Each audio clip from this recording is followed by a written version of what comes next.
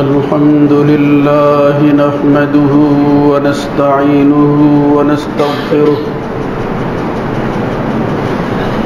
ونعوذ بالله من شرور أنفسنا ومن سيئات أعمالنا من يهده الله فلا مضل له ومن يضلل فلا هادي له وأشهد أن لا إله إلا الله وحده لا شريك له وأشهد أن محمدًا عبده ورسوله اللهم صل على محمد وعلى آل محمد كما صليت على إبراهيم وعلى آل إبراهيم في العالمين إنك حميد مجيد اللهم بارك على محمد وعلى آل محمد كما باركت على إبراهيم وعلى آل إبراهيم في العالمين إنك حميد مجيد أما بعد فإن خير الحديث كتاب الله وخير الهدى هدى محمد صلى الله عليه وآله وسلم وشر الأمور محدثاتها وكل محدثة بدعة وكل بدعة ضلالة وكل ضلالة في النار رب أعوذ بك من همزات الشياطين من همزه ونفخه ونفسه يا أيها الذين آمنوا اتقوا الله حق تقاته ولا تموتن إلا وأنتم مسلمون يا أيها الناس اتقوا ربكم الذي خلقكم من نفس واحدة وخلق منها زوجها وبث منهما رجالا كثيرا ونساء واتقوا الله الذي تساءلون به والأرحام إن الله كان عليكم رقيبا يا أيها الذين آمنوا اتقوا الله وقولوا قولا سديدا يصلح لكم أعمالكم ويغفر لكم ذنوبكم ومن يطع الله ورسوله فقد فاز فوزا عظيما رب اشرح لي صدري ويسر لي أمري واحلل عقدة من لساني يفقهوا قولي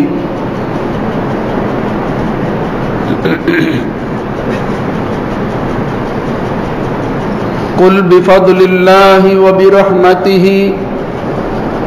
فبذلك فليفرحوا هو خير مما يجمعون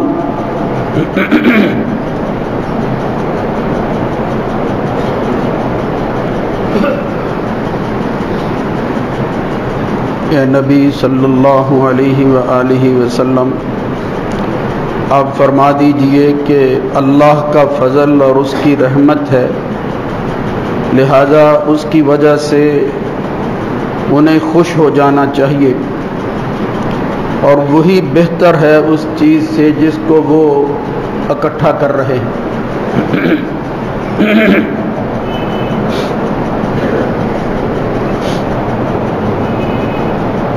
اللہ رب العزت کی حمد و ثنا کے بعد درود و سلام اس کے آخری نبی سید ولد آدم جناب محمد الرسول اللہ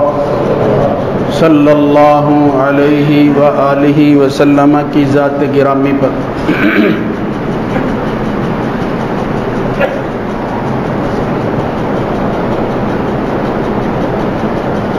اللہ رب العزت نے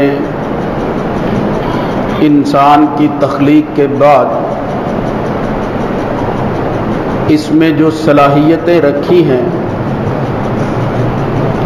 اس کی وجہ سے یہ چیزوں کے بارے میں سوچتا ہے اور پھر فیصلہ کرتا ہے۔ یہی وصف اور خوبی اس کو جانوروں سے ممتاز کرتی ہے۔ وہ اس صلاحیت سے اس طرح یا ان اوصاف کے ساتھ متصف نہیں ہوتے جو اللہ تعالیٰ نے بندے کو اور انسان کو دے رکھی۔ وہ چیزوں کا فیصلہ اپنے طور پر کرتے ہیں، یہ خیر و شر، یہ بہتری اور یہ فائدے اور نقصان کا مسئلہ یہ انسانوں کے لیے ہے۔ اور اسی طرح کی ایک مخلوق جن بھی ہے جن کو اللہ تعالیٰ نے انسانوں کے ساتھ شامل کر کے مکلف بنایا ہے، یعنی یہ پابند ہیں کہ اپنی زندگی کو اپنے طور پر نہیں گزار سکتے، یہ من مانی نہیں کر سکتے۔ بالخصوص وہ لوگ جو عہد کرتے ہیں کہ ہم اللہ کو ماننے والے ہیں، اس عہد کے بعد وہ پھر آزاد نہیں رہتے، مگر جس غلامی کو وہ قبول کرتے ہیں اس کے اختیار کرنے کے بعد اتنی آزادیاں بندے کو مل جاتی ہیں کہ جی چاہتا ہے کہ اسی طرح کی غلامی میں ہمیشہ ہمیشہ کے لیے آدمی رہے تاکہ اصل آزادی حاصل ہو سکے۔ بندے نے اپنے لیے جو آزادیاں لی ہوئی ہیں اس کی وجہ سے اکثر دیکھنے میں آیا ہے کہ مسائل پیدا ہوتے ہیں، ختم نہیں ہوتے۔ اس لیے اللہ کی رضا، اس کا فیصلہ، اس کے احکامات کی پابندی جب انسان اس کو قبول کر لیتا ہے اور پھر قبول کرنے کے بعد اس کی پاسداری کا وعدہ کر لیتا ہے، اس کی دنیا بھی بن جاتی ہے اور آخرت میں بھی اس کے لیے خیر اور بھلائی ہی اللہ نے اکٹھی کر رکھی۔ کل کا دن ہمارے لیے ان دو دنوں میں سے ایک دن ہے جس کو مسلمان خوشی کے طور پر مناتے ہیں۔ دنیا میں ہر قوم آج بھی اور آج سے پہلے بھی اپنے خوشی کے سامان کرتے رہے ہیں۔ نئے سال کے آغاز میں وہ اپنے طور پر اس کو منانے کی کوشش کرتے ہیں، کوئی اور موقع ہو اس کو بھی وہ سیلیبریٹ کرتے ہیں، مگر مومن اور مسلمان چیزوں کو حاصل کرتا ہے، اپناتا ہے، مناتا نہیں ہے۔ صرف منانے کی حد تک نہیں ہے کہ وقتی طور پر جذبات پیدا ہوئے، خوش ہو گئے، اس کے بعد اس کے نتائج جو ہیں ان کا پتہ نہ ہو۔ اس کے برعکس خوشی اور غم اگر وہ بھی اللہ کے احکامات کے تابع رہ کر جو ہے وہ گزارے جائیں، ان کو جو ہے وہ اس طرح لیا جائے جس طرح اللہ اور اس کے رسول نے دیا ہے، تو اس کے نتائج خواہ وہ خوشی ہو یا غم، ہر حال کے اندر وہ بہتر ہی ہوتے ہیں، وہ خیر والے ہی ہوتے ہیں، اس میں بھلائیاں ہی اور سعادتیں ہی اللہ نے رکھی ہوئی ہیں۔ نبی کریم صلی اللہ علیہ وسلم نے جو حدیث ارشاد فرمائی وہ بالکل برحق اور سچ ہے۔ عجبا لامر المؤمن،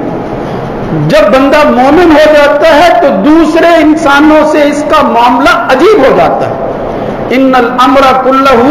لہو خیر، اس کا ہر معاملہ خیر پر منتج ہو جاتا ہے، اس کا نتیجہ بھلائی ہی کی شکل میں نکلتا ہے۔ ان اصابتہ سراء شکرا، کیوں؟ اس لیے کہ جب اس کو کوئی خوشی ملتی ہے شکر کرتا ہے۔ اللہ نے یہ وقت، یہ سما مجھے دیا، یہ لمحات دیے،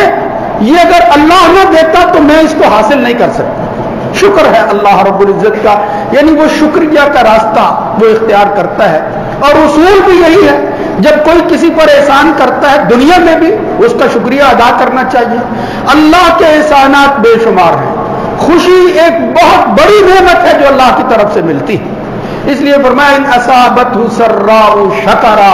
जब अल्लाह खुशी देता है मोमिन शुक्राने का नफल अदा करता है। वह इन असाबतहु जर्राउ, और अगर कभी दुख मुसीबत और तकलीफ पहुंचती है वावेला नहीं करता,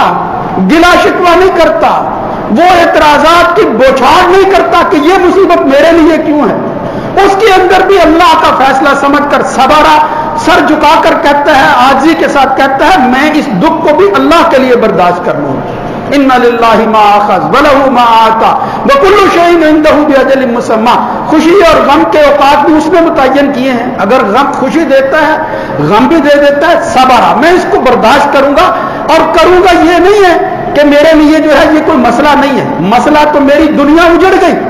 लेकिन मैं इसलिए इसमें सब्र करता हूं कि अल्लाह ने मुझे कहा है कि सब्र कर लो, बेहतरी होगी।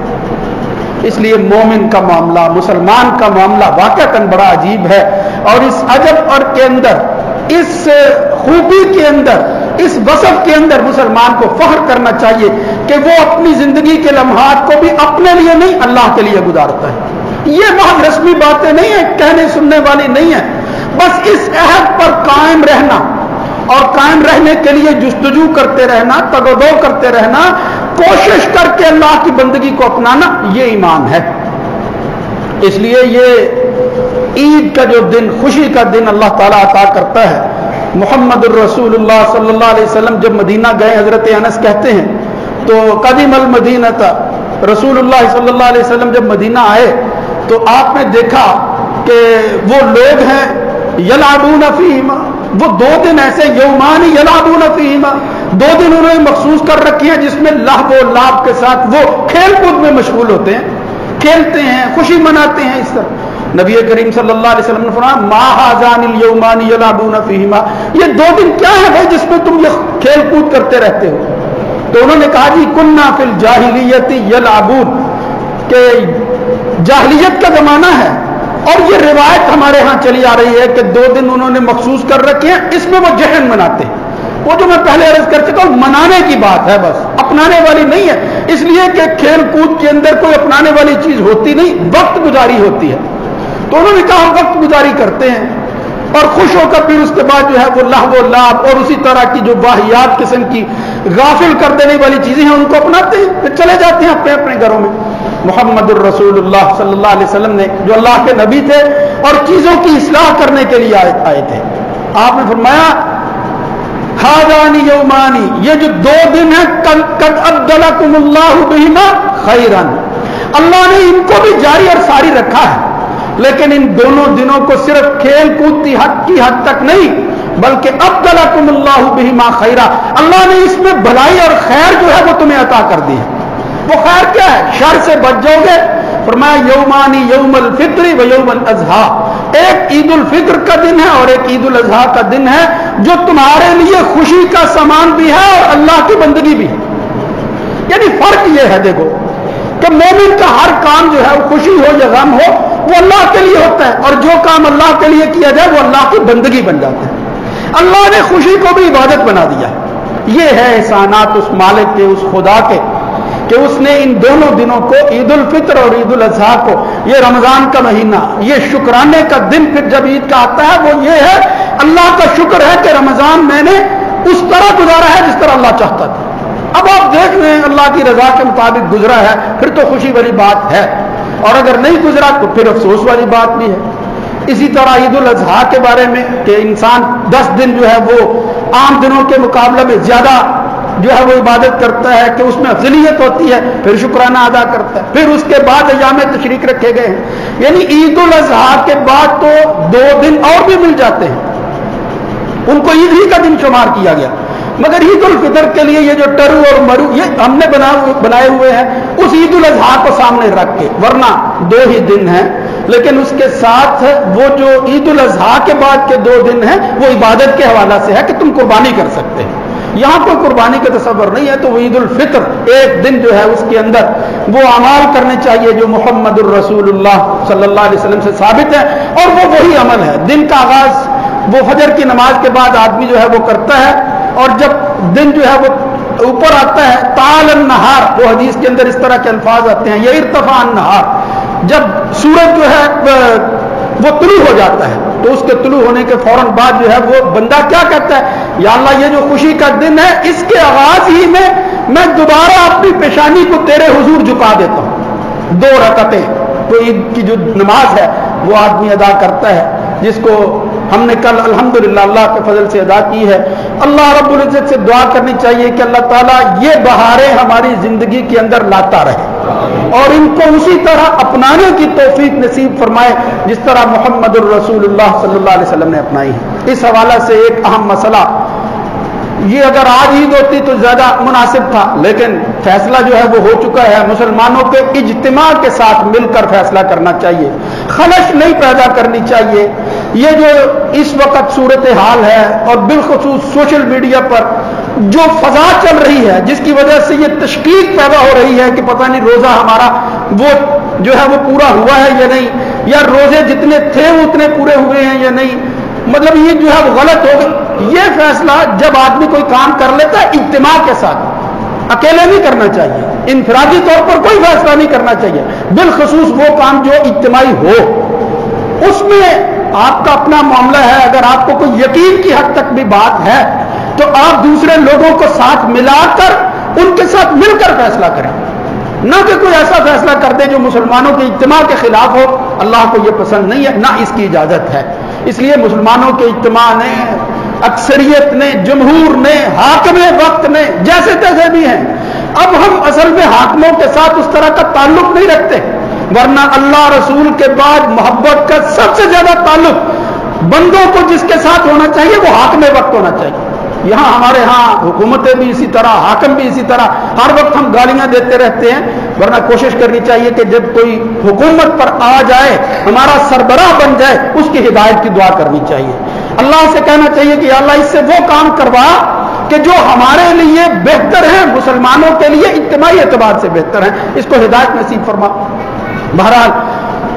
اسی نسبت سے پھر کچھ اشکالات، کچھ مسائل بعض لوگ پوچھتے بھی ہیں کہ سنا ہے کہ اگر عید جمعے والے دن آ جائے تو اس کی وجہ سے حکومت کے لیے وہ 2 خطبے ایک ہی دن کے اندر اچھے نہیں ہوتے، یعنی یہ ایک جہالت کی بات ہے۔ اس دور کے اندر بھی جس کو ہم ترقی یافتہ دور کہتے ہیں، سمجھداری اور عقل کا دور کہتے ہیں، یہاں بھی یہ چیزیں مشہور ہیں، اور پھر یہ جس طرح کے حالات ہیں اس کے مطابق تو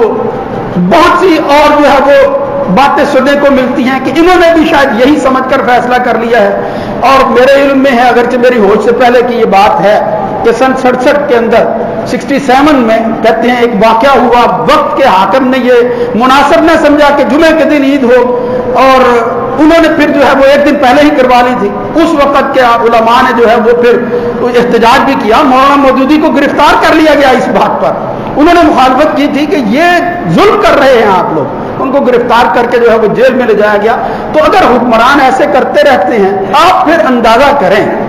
جب آدمی اللہ کی حکمرانی کو قبول نہیں کرتا پھر اسی طرح کی چیزوں سے ڈرتا ہے، یعنی اس بات سے ڈر جاتا ہے کہ عید والا دن جو خوشی کا دن ہے، اللہ تعالیٰ کے لیے وہ شکرانے کا دن ہے، سعادتوں کا دن ہے، خیر اور بلائی کا دن ہے، اس کو یہ سمجھا گیا کہ یہ نحوست ہوگی، 2 خطبے اکٹھے ہو جائیں گے۔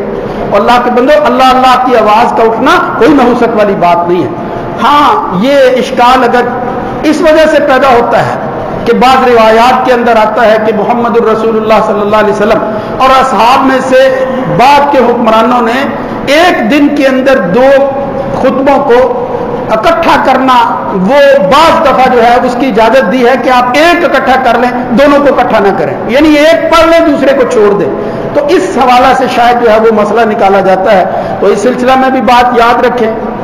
جہاں تک نبی کریم صلی اللہ علیہ وسلم کا تعلق ہے،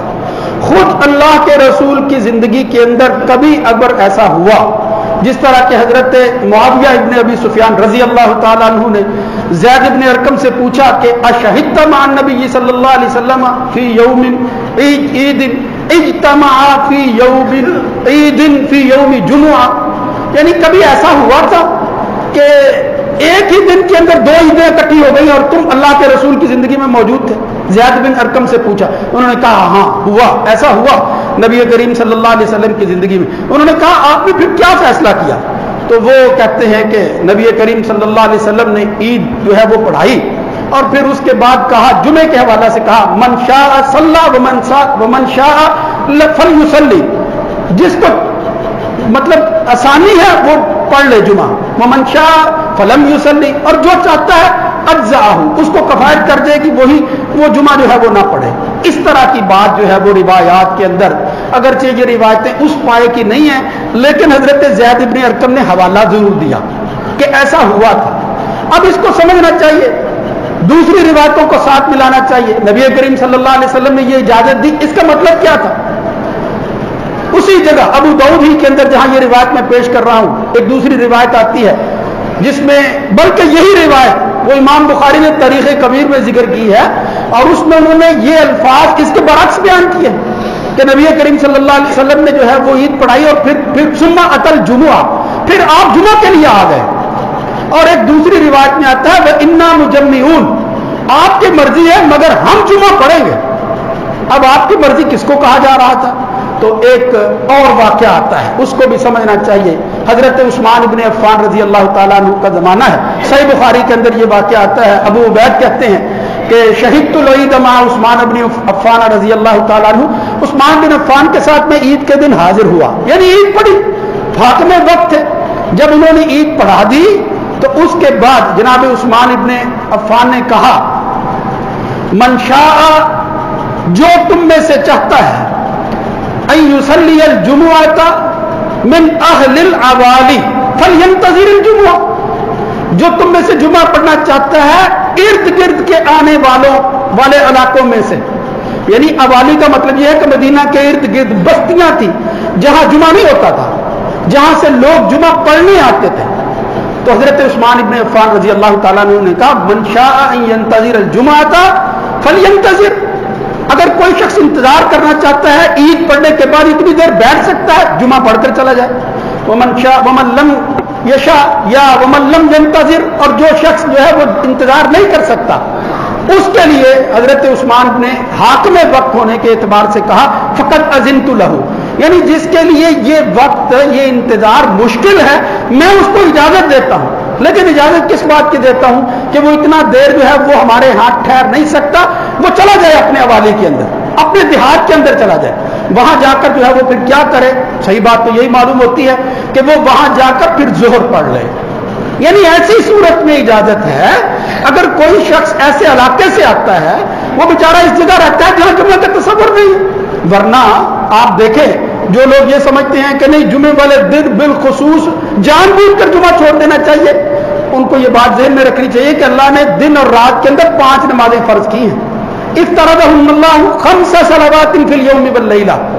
اور پھر ساتھ ہی کہا کہ یہ اللہ کا بندے کے ساتھ عہد ہے، انشاء غفر لہ، یعنی اگر اللہ کا عہد پورا کرتے ہوئے بندہ 5 نمازیں پڑھتا ہے تو اللہ سے امید رکھنی چاہیے کہ وہ انشاءاللہ معاف کر دے گا. لیکن اگر کوئی شخص اس عہد کو توڑ دیتا ہے، انشاء غفر لہ و انشاء عذبہ، اگر اللہ چاہے گا تو معاف کر دے گا ورنہ عذاب بھی ہو سکتا ہے. تو نمازوں کے نہ پڑھنے سے، وہ دن خواہ کوئی بھی ہو، خدا نہ خاصا 4 نمازیں آدمی پڑھے، ایک جان بوجھ کر چھوڑ دے، تو اس کی وجہ سے یہ نہیں ہے کہ وہ آزاد ہو جائے گا اور لاپرواہ ہو کر وہ ظہر بھی نہ پڑھے، بلکہ اللہ کے ہاں جو وہ خطرہ ہے کہیں وہ عذاب کا حصہ نہ بن جائے. اس لیے یہ روایتیں، یہ مسئلہ بھی ساتھ ہی ذہن میں رکھیں اس خوشی کے سامان کے اندر. اور پھر یہ جو افواہیں ہیں، یہ نحوست کی باتیں کی جاتی ہیں کہ شریعت ان لوگوں کو اجازت دیتی ہے جو دور دراز سے آتے ہیں، جن کے لیے جو ہے وہ انتظار مشکل ہوتا ہے، جمعے میں دوبارہ آنا مشکل ہو جاتا ہے، ورنہ بندے کو جو ہے وہ جمعہ پڑھنا چاہیے. بالخصوص امام کو ضرور آنا چاہیے اور وہ آ کر جو ہے وہ اہتمام کروائے. یہ نہیں ہے کہ وہ اپنے طور پر جو ہے وہ گھر میں بیٹھا رہے. ہاں ایک واقعہ جو ہے وہ بھی میں اشارہ کرتا چلوں، وہ بھی اشکال ذہن میں آئے گا کہ عبداللہ ابن زبیر کا زمانہ ہے، وہ بھی حاکم وقت تھے. انہوں نے جو ہے وہ عید کی نماز پڑھائی اور پھر وہ بعد میں جو لوگ نماز پڑھنے والے تھے وہ انتظار میں بیٹھے رہے. تو وہ کہتے ہیں ثم رحنا الی الجمعہ، پھر ہم وقت آنے پر جمعہ پڑھنے کے لیے گئے. فلم یخرج ابن زبیر الی الجمعہ، لیکن ابن زبیر جمعہ پڑھنے کے لیے باہر نہ آئے، جمعہ نہ پڑھایا انہوں نے. فصلینا بہتانا، ہمیں اکیلے نماز پڑھنا پڑی. تو اس سے بعد لوگوں نے جو ہے وہ استدلال کیا کہ یہ صحابی رسول تھے، اور پھر کہتے ہیں کہ وکان ابن عباس بالطائف، جناب عبداللہ بن عباس طائف گئے ہوئے تھے، وہ وہاں موجود نہیں تھے، فیضا قادیمہ واپس آئے تو ہم نے ان سے ذکر کیا، ذکرنا لہو، ہم نے کہا کہ ابن زبیر نے تو یہ کام کیا ہے۔ عبداللہ بن عباس بھی کہنے لگے فقط اصابت سنہ، وہ تو سنت کو پا گیا، اس نے سنت حاصل کر لی۔ کیا مطلب ہے اس کا؟ اب اگر اس کا یہ مطلب ہے کہ امام کو بھی نہیں نکلنا چاہیے، پھر حضور کی مخالفت ہوتی ہے۔ اس لیے وہ جو حضرت عبداللہ بن عباس نے کہا انہوں نے سنت کو پا لیا ہے، وہ اعلان ہی کی بات ہے، وہ یہی بات ہے کہ مشکل میں نہیں ڈالنا چاہیے۔ ذرا تصور کریں اس وقت کو جب مدینے اور مکہ کے حالات جو ہے نبی کریم صلی اللہ علیہ وسلم کے زمانہ میں تھے، دور دراز لوگ رہتے تھے، اور پھر ان کے لیے سفر کر کے بار بار آنا جانا انتہائی مشکل ہوتا تھا۔ ہمارے والا مسئلہ نہیں ہے، اس لیے اس وقت اگر کوئی اس طرح کی اجازت وقتی طور پر حاکموں نے دے دی